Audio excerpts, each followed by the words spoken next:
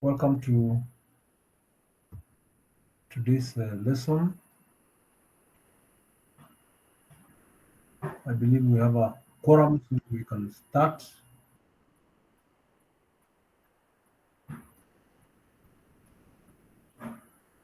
Uh,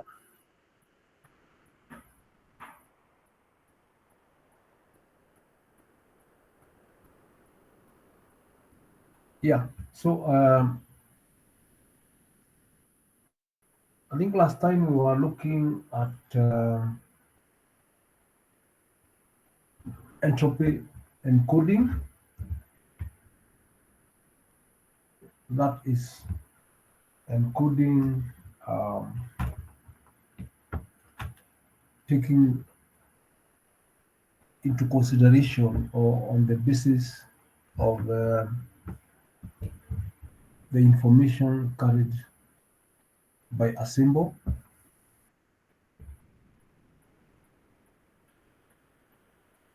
because we understand that in a communication system you need to convert your data.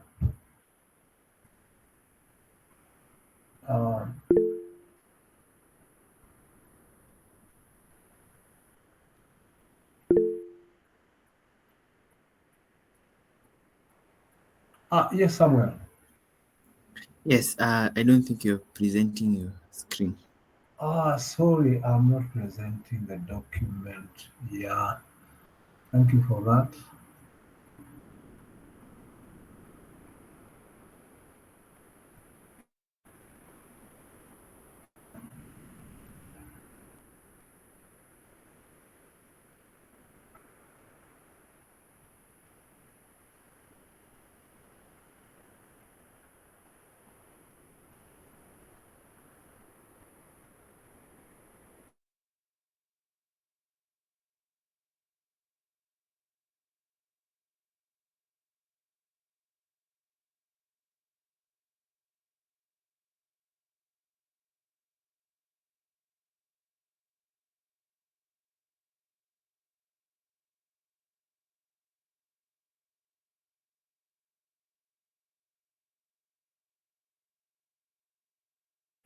So I hope now everybody can see the presentation.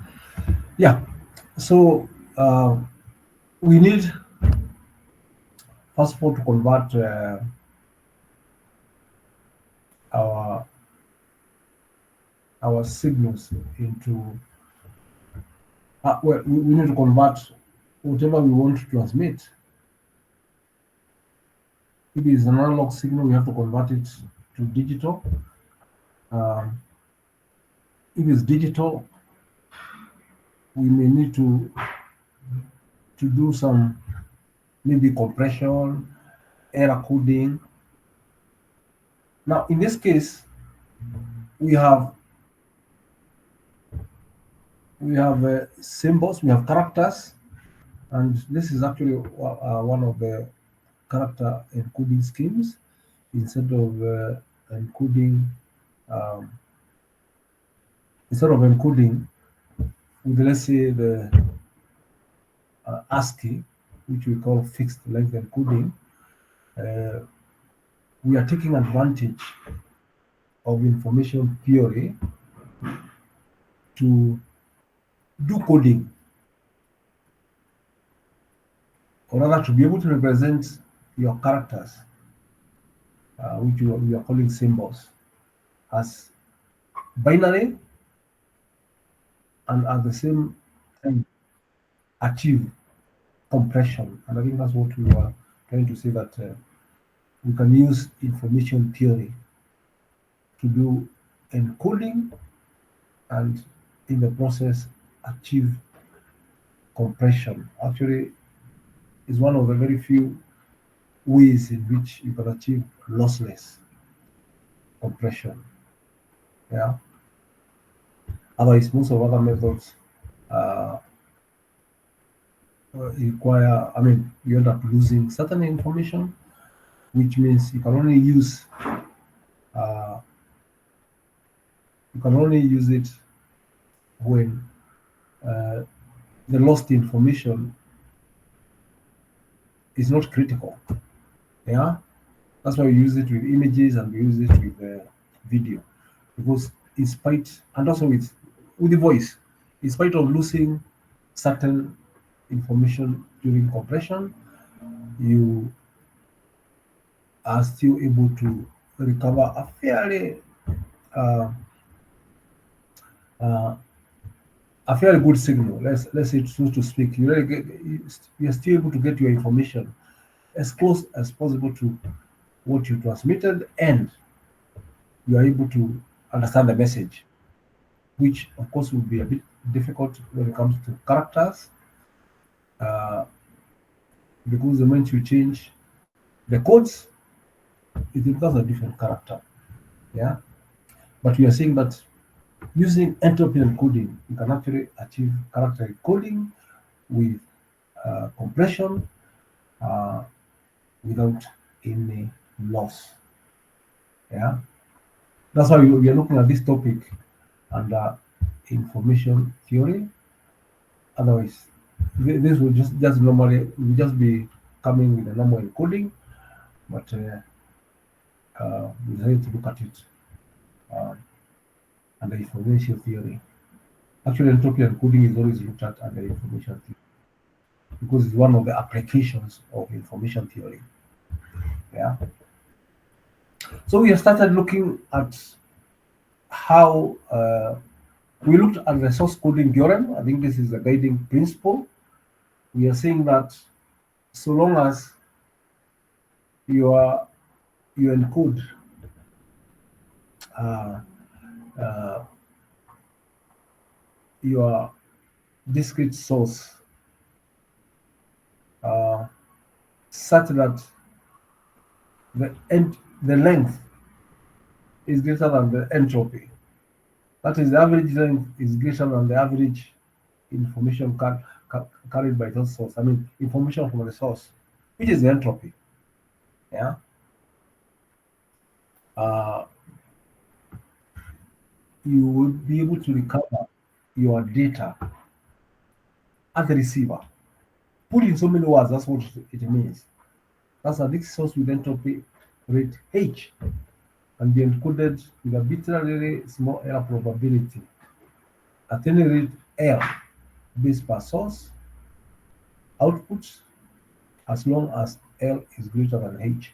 What we are saying is H is the limit of compression. That's what we are saying. Because you want L to be as small as possible, but we are saying, because that's what compression is about, you are trying to make smaller, but your limit is H. You cannot get L less than H. It has to be greater than H. Yeah, so where H is the entropy and L is the average code word length. And this is how you calculate L. It's just the summation of the product of probability of each symbol and its length. The length in this case means the length, uh, it means the number of bits after you do the encoding. So, so if you take the average of that, it must be greater than H.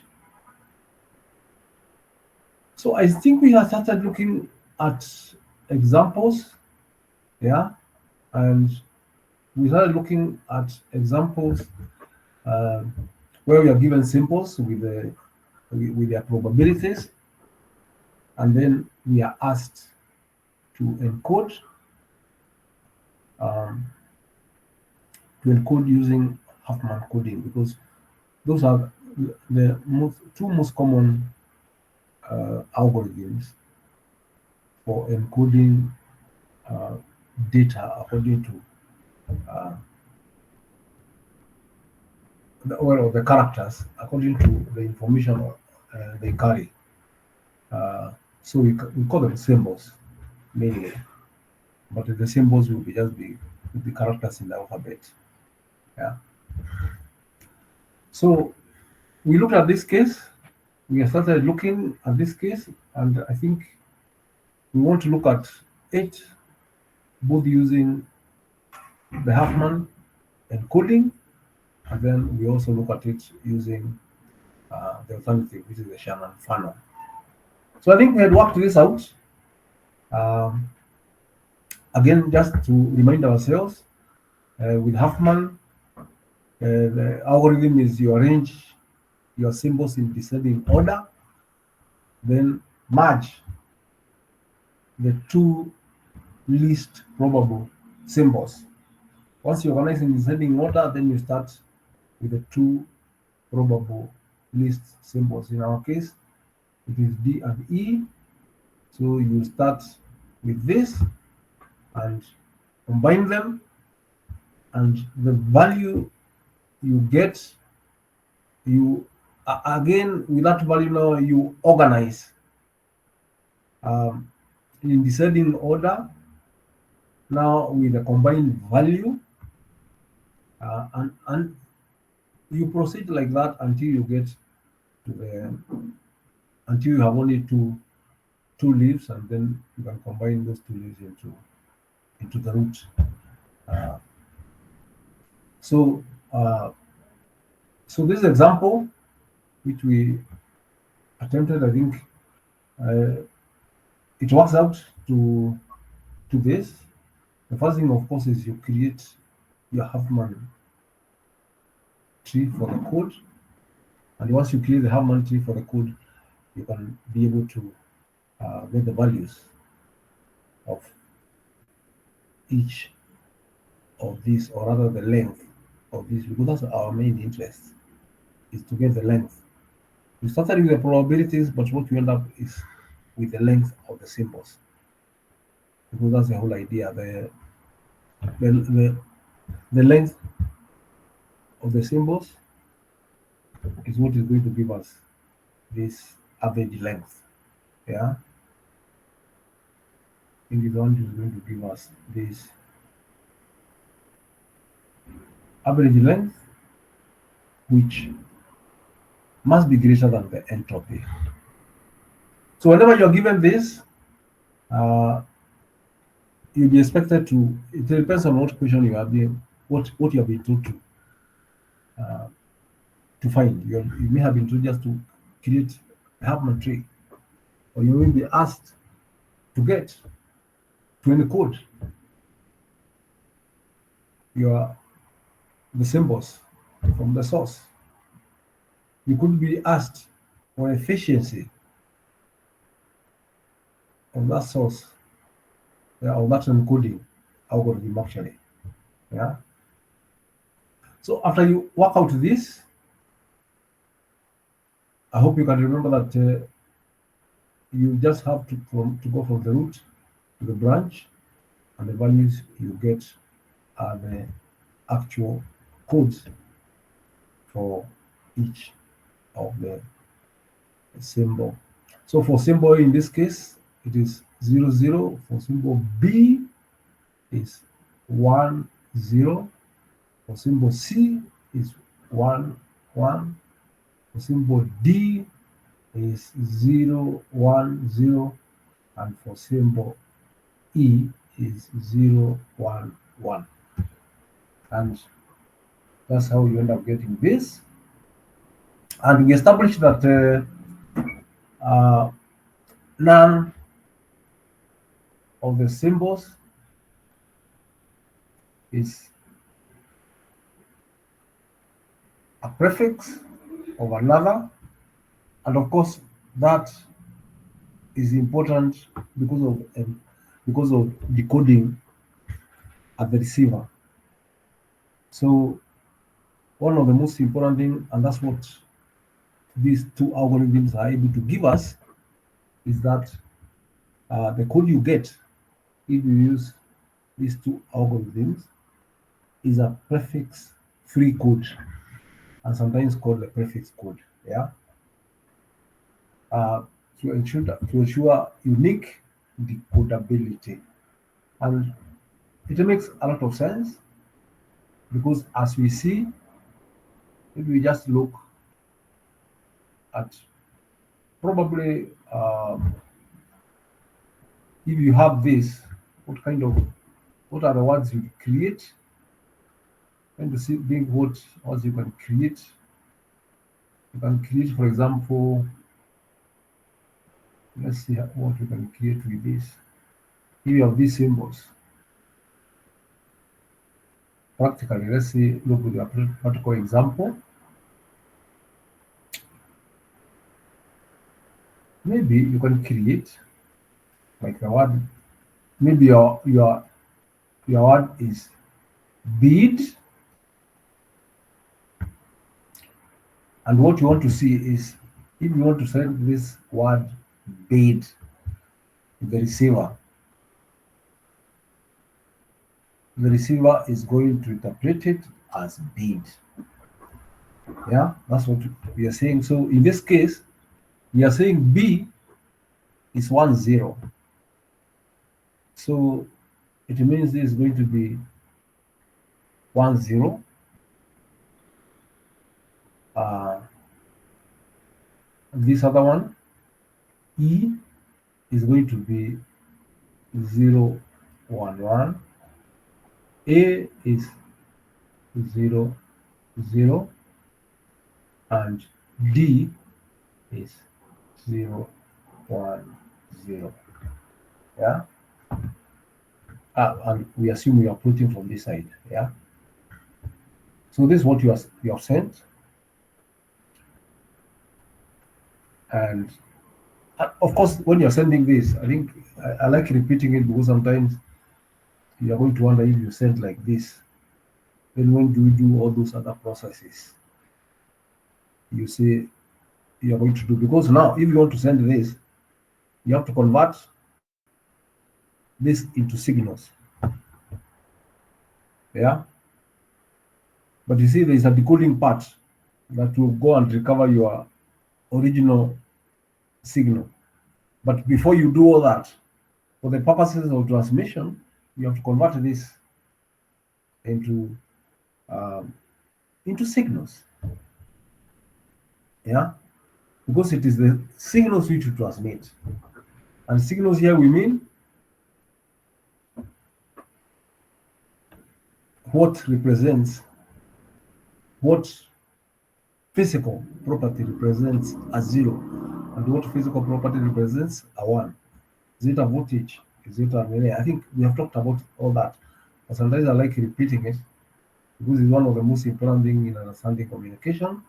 Now you have this, and of course, very likely this is not what you're going to transmit directly. Yeah. So you have this because of error control. You may add some redundant bits which you are going to transmit with this. Uh, I'm trying to think about any other process here. So we may add something for just for purpose of error control. Then after that, you are going to now modulate some carrier depending on your modulation.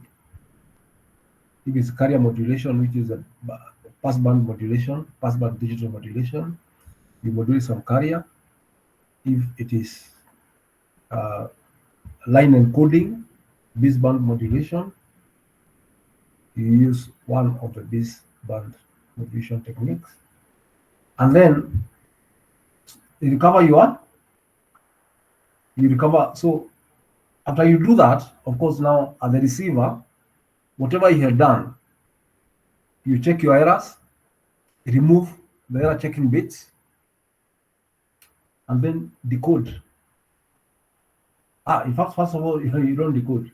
First of all, if you have modulated, you need to demodulate, yeah, and decode so that you get your bits, and then from the bits, you can be able to remove any bits you had added for whatever reason, for example, for error control coding. The next topic we are going to look at. And once you do that, what we are saying now, to recover this, because now you assume you have gotten this at the receiver. Yeah, you have done all those processes and you have managed to recover this at the receiver accurately. One of the most thing is, you see, if you can see there's no one here, yeah, so it is not going to be one. So the first thing you're going to get is 1 0. So 1 0, of course, is a B, and you're only able to know that it is a B because 1 0 0 is not one of your code words, yeah, which means it's the same thing as saying 1 0 is not a prefix of any of the code words here. It's not a prefix, so it's not a prefix of any of those other letters. So you can confidently, I mean, very uniquely and accurately decode this as B, yeah, because 1 0 0 does not exist in your code here. So you can see the importance of being a prefix code, yeah, or prefix free, whichever what you want to use to mean no prefix is no code, no code word is a prefix of another code word. Yeah. So it goes to the next it defines 0 1, but the 0 1 doesn't exist. So it defines the 0 doesn't exist alone, 0 just 0, 0 1 doesn't exist. So the next one is 0 1 1, which is A. Oh, not A. No, it's E. Sorry. It's not bid, it's bid. It's E. Then, of course, A, the same thing. It goes to find 0. 0 doesn't exist. 0 exists. And that is A. And then this 0 doesn't exist. 0 1 doesn't exist. 0 1 0 is D. So I think from this we can see why it is so important that your um, your code, in your code, no code word is a prefix of another code word. Yeah, and actually these algorithms will always give us that. Yeah, so that's what we so we have gotten we have created the tree, we have gotten the code words. The next thing, depending, I mean, the next thing is to calculate the average length, and you can see the average length here uh, is you sum the products of the probability and the length of each code, the probability of, for example, of each symbol, and the length of its code. Yeah, the ones you have just derived. So in this case, we know the probability of A is 0.27, but we also know that the code word is 00. So the length in this case is 2, because these are 2 bits. So you multiply 2 by 0.27, then you add 0.25, that is for B, also is 2 bits, yeah, plus 0.22 also is 2 bits, and then 0.3, oh, it is the next one, 0.17, which is 3 bits, and 0.09, which is 3 bits, 311. Uh, then the next, I mean, so uh, you can find L is 2.26. We got to calculate H. I think nobody has a problem with calculating L, where this capital L means average length, and this small L means the length of each of the code, or rather the code word. Yeah. So entropy H is given by this summation. I think you're familiar with this. So we can calculate the entropy for this. So this will be Pi. So it is 0.27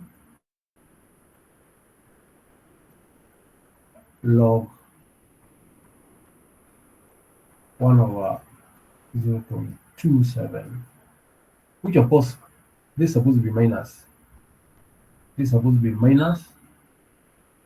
Yeah, this is minus. The H is always minus. So it's supposed to be point. It will be 0.51 if you find out. Uh, I think we have no problem with how you work out this. Yeah. Then the next one is 0.25. 0.25 is easier to work with because it is a quarter. So we are talking of a quarter of log 2 of a quarter. So it's easy to see that this is simply just a quarter times log 2 of a quarter, which is actually just minus log 2 of 4, isn't it? And log 2 of 4 is 2, so this becomes minus a half. And then minus half times 2. Yeah, that's minus a half. Oh, or is it? This should be actually times 2, isn't it? Ah, no, the entropy is not times 2. Ah, no, the entropy is not times 2. So that's the entropy for that. It's 0.5. Yeah. Why you multiply with the length is this. For entropy, you don't multiply with the length. So it's simply this is 0.51, this is 0.50, which is a half.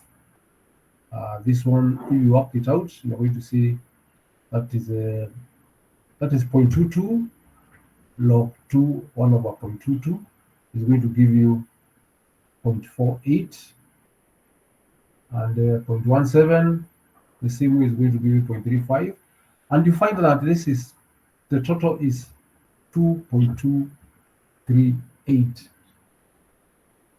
and you can clearly see that we expect entropy to be less than the length, because we are saying the minimum length, average length, or rather the best compression you can receive is when the entropy, when the length is equal to the entropy. Otherwise, it's going to be uh, more. Yeah. So efficiency of the code is simply the entropy divided by the average length multiplied by 100. Yeah, you multiply by 100. Yeah, to get efficiency in percentage, you multiply by 100. And this figure always has to be less than 100. It's important because I've seen, sounds unbelievable, but I've seen uh, people exchanging, putting this L over H, and they get, obviously they'll get over 100, and they decide that's the correct answer. Percentage must always be less than 100. So if you get more than 100, then it should tell you that you have either used the wrong formula or you made a mistake during the calculations. Yeah. So that is using Huffman encoding. It is seen that the average code word length calculated is 2.26. Without coding, 3 bits are added to represent all of the symbols. By Huffman, by using Huffman encoding, the amount of bits required are reduced to 2.26. This achieves about 25% compression. Yeah. What we are saying is here, what we are saying the efficiency of the code is H of S divided by the average length. You are saying the actual compression is actually much. This only gives only the efficiency, but you can see here the kind of compression you're achieving is almost around 25%. Because what you're saying, if, for example, you have 1,000 characters, you have written a passage which has got 1,000 characters, and all those characters belong to this. Your characters are only A, B, C, D, E. Not practical, but for example, that's what we are saying. If you did that and then you have 1,000 characters, then it means you're going to use two 260 bits to carry 1,000 characters. These are the characters. So long as they occur with this probability, if your probability of occurrences are this, then you are going to get um, 2260. Of course, the alternative would be, of course, the best alternative is if you just decided to use three binaries, because I mean 3 bits, because you can't use 2 bits because there are 5 of them. So with 2 bits you can only represent 4. Since there's a fifth one, the best you can use is 3 bits, and if you use 3 bits, that would have been 3,000. For the same thing, it would have been without, if you used, oh, 3,000. And of course, you can see it gets worse. If you used ASCII and you have 1,000 words, that's one letter, 1,000 letters, sorry, 1,000 characters, you would use 7,000 bits. So you can see, even with comparing with using the 3 bits, you can see you are getting almost about 25%. Yeah, compression. Yeah. So this is how this achieves compression, because you end up using less bits. Yeah, because you just multiply the number of characters multiplied by the uh, average length. It will give you the total length. Now maybe we can check that, or we use a different example like we have done here. In your own time, you can try to find out if you used Huffman coding. Yeah, not Huffman, Shannon funnel coding, what you'd get. Uh, but for our case, let's just look at, for us for now, let's just look at the case where I've given an example using completely different probabilities, but using a different algorithm. Yeah. But sometimes you may want to find out whether, in this case, Shannon funnel gives us a better efficiency or not. Yeah. But in our case here, let's just look at a different case, different probability, so that we don't spend a lot of time doing the calculations live. So we just use what is calculated here. So in this scenario, we consider a memory source which generates 6 symbols with the probabilities given in the table. And you can see in this table, first of all, you are not given in decreasing order. So the first thing you do is you organize this in decreasing order.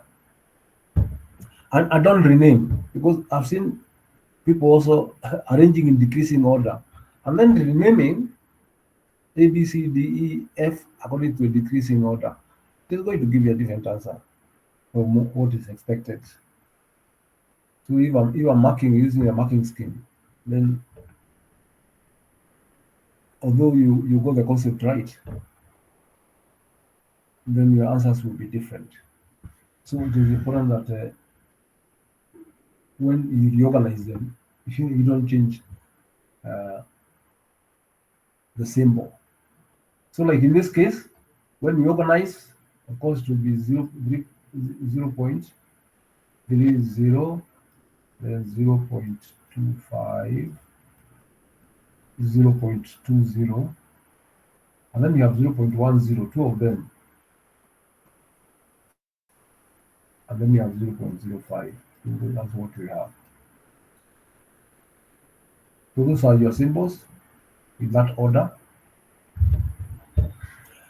So the first thing is that this algorithm, we refer to this algorithm as the top down because the algorithm starts from the top as opposed to the other one which we started by looking at the two lowest leaves. Yeah, lowest the values with the lowest probability. So that's why we called it a bottom up approach. This one is a top down approach because after organizing your symbols in this order, the next thing is to divide the symbols into two groups so that the two groups are as close as possible. The difference is smallest. Yeah. So in this case, we can see you can either divide it from here. In fact, you can only divide it from here because you can divide it from here, here, or here. You can divide it from anywhere.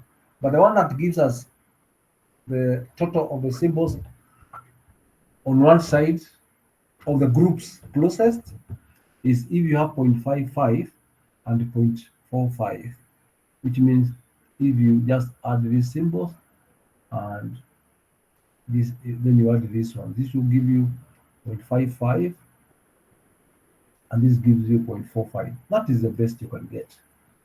Yeah. And then for each of those groups, again, you do the same. You organize, you make it into two groups and make those groups values to be as close as possible, the closest you can get. Yeah. And of course, you'll be assigning the same way.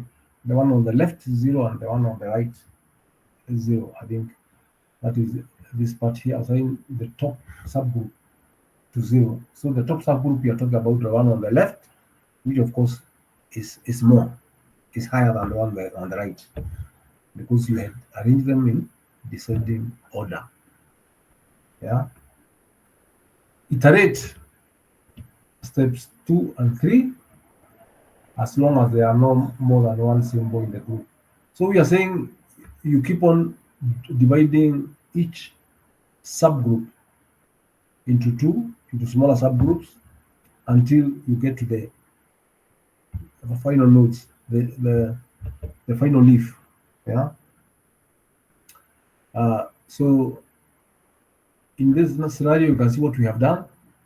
We have picked, this one is normally very easy to do because we have picked all the values and divided into two, and we found that B and D, now this is from here, B and D, total to 0.55, and CAFE total to 0.45. Then this B and D, you break it down to B and D. Actually, this you don't have much choice because you don't have any other choice. It's B and D, the only two. You just have to break it into two, B and D. This one, however, we this is what we have, and we are saying if you are going to break it down, there are two possibilities. Either do it here and get zero point 0.2 and 0.25, or do it get zero point 0.3 and 0.15.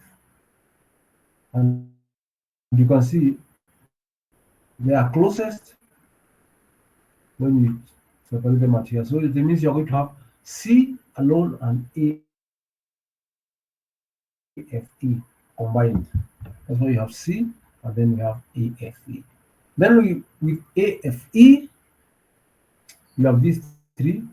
Now here is a bit tricky. I think the best is still A alone and then F and E, because this will be 0.1 and this 0.15 as opposed to 0.2 and 0.05. So this again is the closest. So you have A and FE, and with FE you just separate the two. Yeah. So what you are all going to end up getting is 000110. If you look at, of course, we are talking about 01. So when it comes to the actual A becomes 110, which is this one here. B becomes 00. C becomes 10. D becomes 01. E becomes 1111, and F becomes 1110.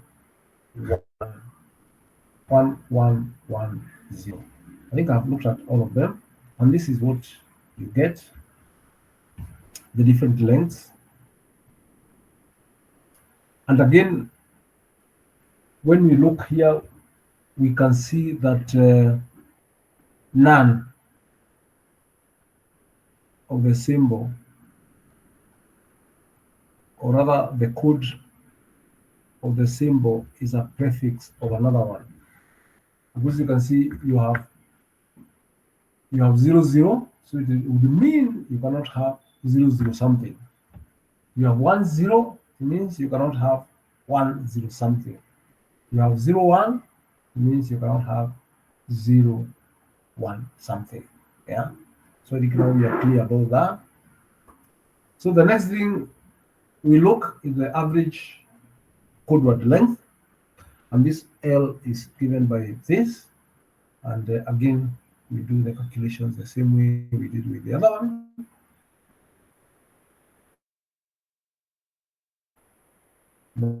That is L is equal to 0.1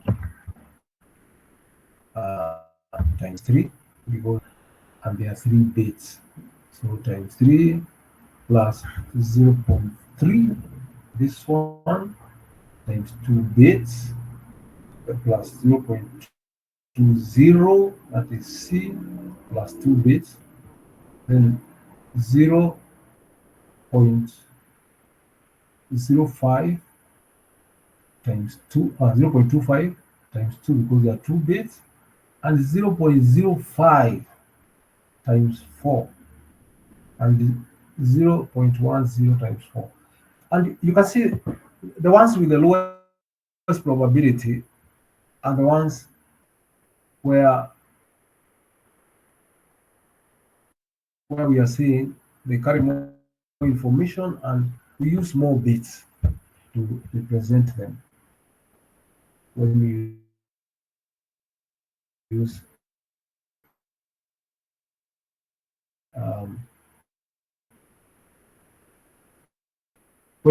entropy and coding. So it becomes 2.4 entropy, and we find entropy becomes the length, yeah, times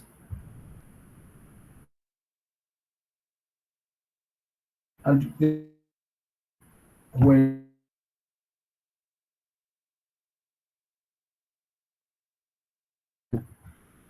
of 2, power of 2,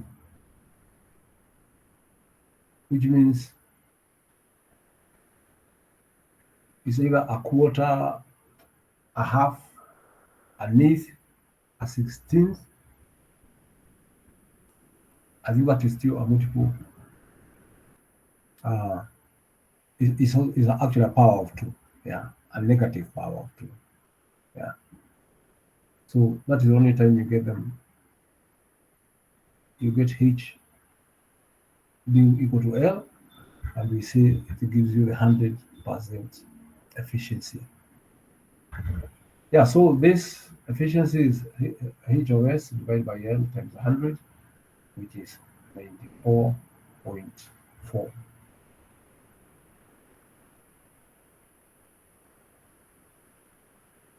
Yeah, I'm looking at the time. I want us to do 2 examples uh, of this. Actually, I mean, for we have the 2 examples. I think it's still good to do them so that we can internalize this concept. So I think the 2 examples are here. This is one of the, and then I think the second example is where we have, no, still didn't get 100%. Oh yeah, yeah. Example 3 is where we have them as multiples, negative multiples of 2, negative powers of 2, and you can see uh, you're going to get 100%. Yeah. Uh, and those are the 3 examples. And I still suggest that maybe tomorrow morning, as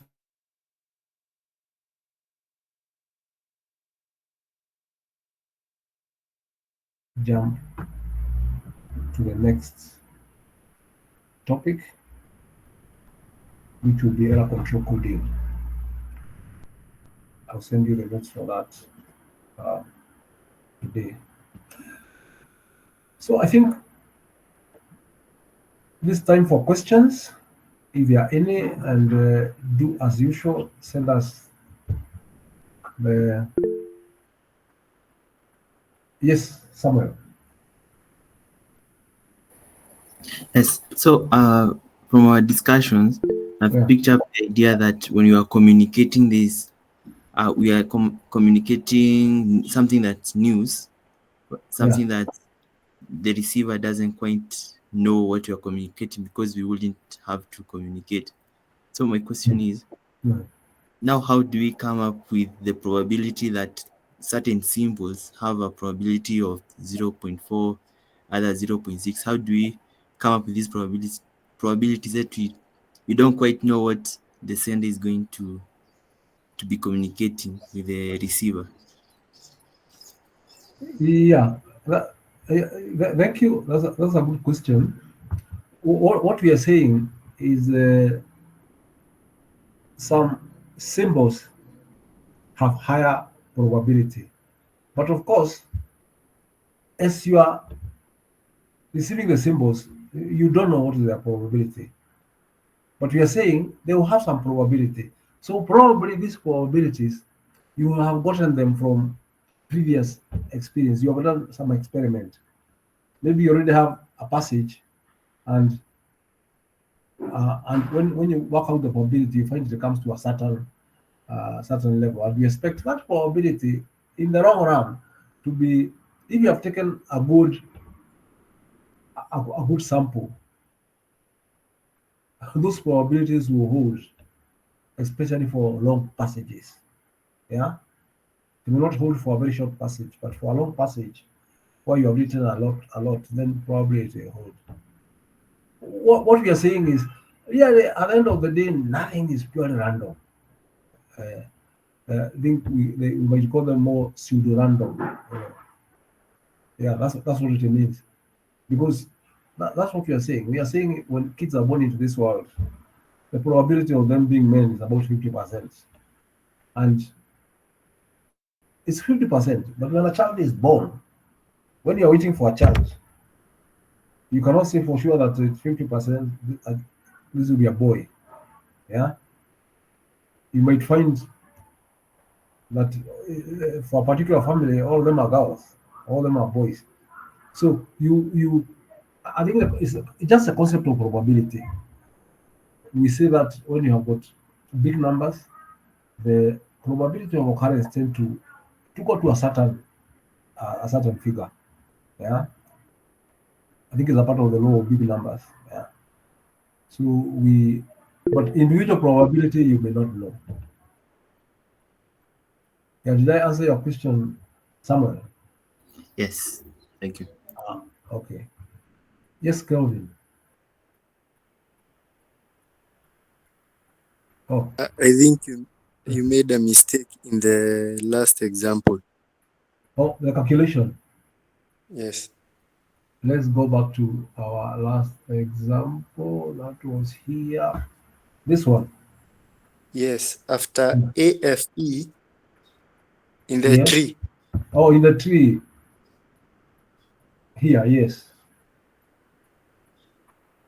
Hello. Hello, I can hear you. After here, fee. After here. Yes, I can hear you. You're saying that here. There's a problem here. Yeah. Yeah. A has a value of 0.1 while FE has a value of 0.15. So FE Oh. should have been 0, should have been assigned 0, and A should have been assigned 1. F should have been assigned 0. You're Yes. saying here. Oh, these two. Yeah. I see what you mean. Yeah. Now let's look at our algorithm. Actually, you could be right. We tend to divide the two and we don't interchange them. Yeah, but you're right. This is bigger. Actually, this should have come this way. Yeah, yeah. You are actually very right. Yeah, but I think we have this tendency of once you divide the two, you still maintain the same meaning. But actually, the thing should be let's see what the algorithm says. Assign to the top subgroup. Yeah, you're right. Not the one on the left, but the top, the one which has a bigger figure. Yeah. So you're right about that. They should be this way, but there's a tendency. It doesn't change the answer. Doesn't change. I don't think they even change the efficiency. Even the efficiency would remain the same. The number of It bits will changes change. the efficiency. Oh, it changes the efficiency. Oh yeah, I think it will change the efficiency. Does it? Is it more efficient? Entropy H becomes, Hmm. yeah, the efficiency becomes 98.58%. Thank you, Kevin. Yeah, you can see just making that mistake, we have reduced the efficiency. Okay, thanks a lot. I think we take that into account. I have that habit of always considering the one on the left to be the bigger one, but actually in this case, it's not the bigger one. That would apply also in the even the earlier case, isn't it? Because here C, how much was C? C is 0.2 and this is 0.25. So even this we should have changed here, isn't it? Even this should have been here and this should have been this other side. Yeah, because AFE is greater. So again, that would change, and that could also change the efficiency again. Yeah. So thanks for bringing that out. Yeah, that is a mistake I did, and I think I also made it in the example we are going to have tomorrow. Not interchanging these two, just considering the center and taking the left one to be 0 and the right one to be 1. So thanks a lot for that, pointing that out.